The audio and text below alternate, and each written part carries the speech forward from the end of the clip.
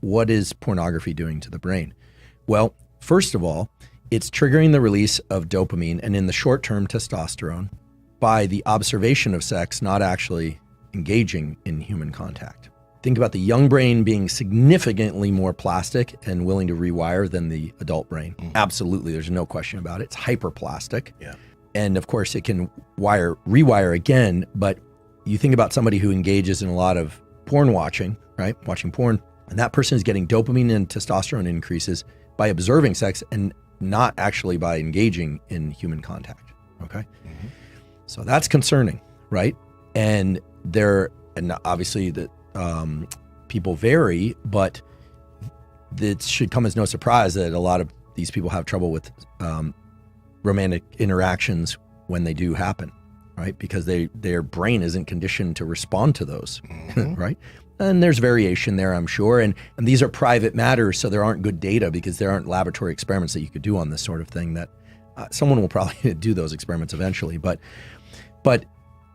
also dopamine seeking is what triggers the increase in testosterone. But as we just talked about it, with repeated dopamine seeking or triggering of dopamine release, it starts getting diminished. So pretty soon that behavior is not causing the release of testosterone. Now people are just doing it compulsively to try and get some little droplet of dopamine out of their brain. I personally think that porn and the availability of porn is a real detriment to the developing brain, especially to the developing brain. Yeah.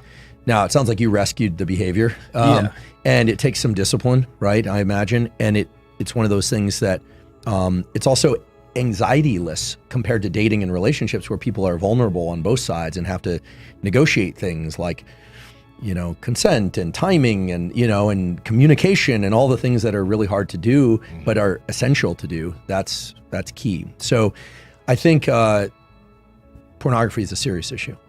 And because of the way that it taps into these very primitive systems, it's as serious in my mind as some of the other drugs of abuse, like the opioid crisis. And talked about cell phones.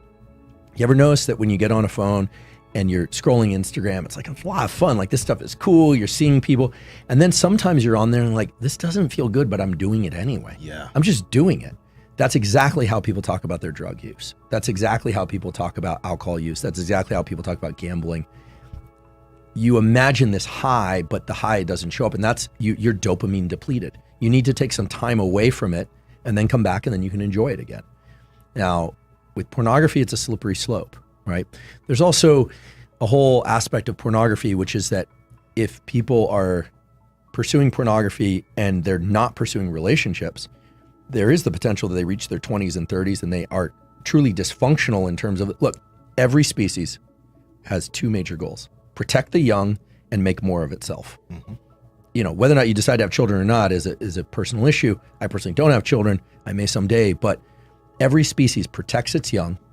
The maternal aggression is amazing, right? A mother protecting its young, there's nothing like it in the animal kingdom. Actually, that's not triggered by testosterone, that's triggered by estrogen, which is interesting. But the parents of every species try and protect the young, and they try and make more young. This is every species is driven to do that. And you think about what porn and masturbation, these things really are. I'm not calling them sinful. What I'm saying is they are potentially addictive, especially with the availability of pornography.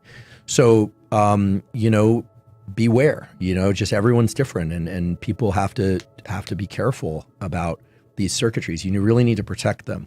They're super valuable. And so I would say, in keeping with our theme of, what are the other things to do to support testosterone, would be don't engage. I would avoid pornography, frankly. I really would. I would, maybe everyone's got their threshold for what's too much. For some people, that might be, the number might be 0. For other people, it might be something different. And it's going to vary. Yeah. It would be different, maybe using your imagination versus seeing images, or like, is there a difference, if you know any of this, is there a difference between video versus, old school way of like having magazines and things like that? Well, it's because it's like more fantasy, and maybe, I don't know, maybe you thinking it through about this thing is different than you just watching. Or even remembering past experiences. Yeah, so we can speculate there a bit. A picture is worth 1,000 words and a movie is worth 1 billion pictures. when it comes to the impact that it has on your nervous system. That's a bar. Exactly. And so, I think it's fair to say that whatever problems exist in society today almost certainly existed 100 years ago, but in a different form. Okay. We always think, stress was only there for the saber-toothed tiger, and now there are no tigers, and we got this thing that's really unfortunate called stress. Look, let's imagine this was 100 years ago. Spouses still cheated.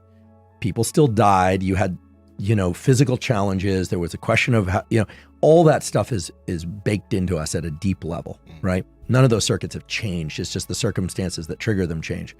So I think that 100 years ago, it wasn't cell phones. But you can bet that there were forms of pornography.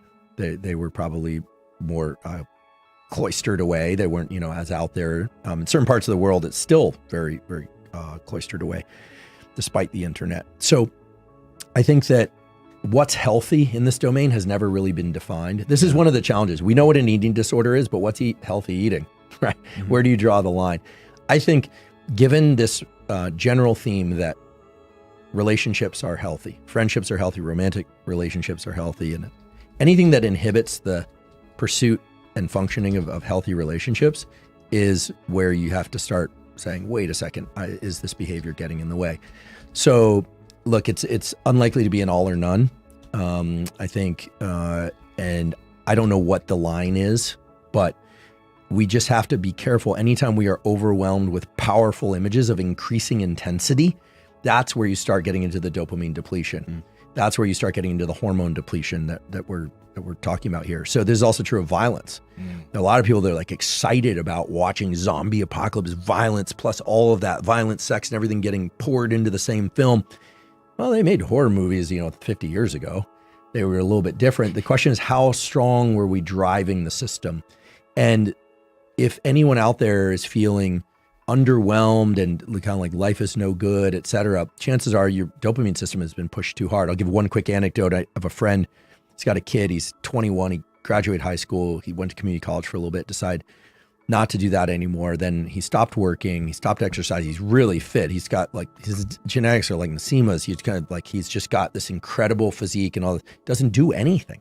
Doesn't work. Doesn't do anything. He's a failure to launch, as we call it. And they were analyzing, does he have ADHD? Does he this? And he heard Anna talk about dopamine depletion. And he called me and he said, I'm going to do 1 month, no video games, no phone, no nothing. He's 25 days in and he's running again. He's lifting again. He's heading back to work again. And this was somebody who thought he had ADHD. Now there are people with ADHD out there, but what happened was he was dopamine depleted. So he couldn't concentrate. He didn't care about anything.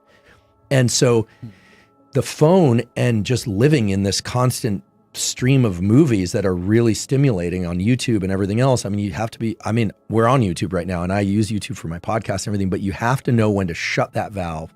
And here's what I tell myself: shut that valve so that I can continue to enjoy it, right? It's like gorging yourself with tomahawk steaks. They're delicious, but unless you've been fasting all day, you're not going to eat 9 of them, right? What's your record, Mark? I think I've done 2. 2. But 9 would be, that would be a feat. Yeah. 2, but they were the size of, the table, but no. So if you want to continue to enjoy things and pursue things, you have to know when to slam the gate shut. And I think that no one told us that we needed to do that. That's the challenge.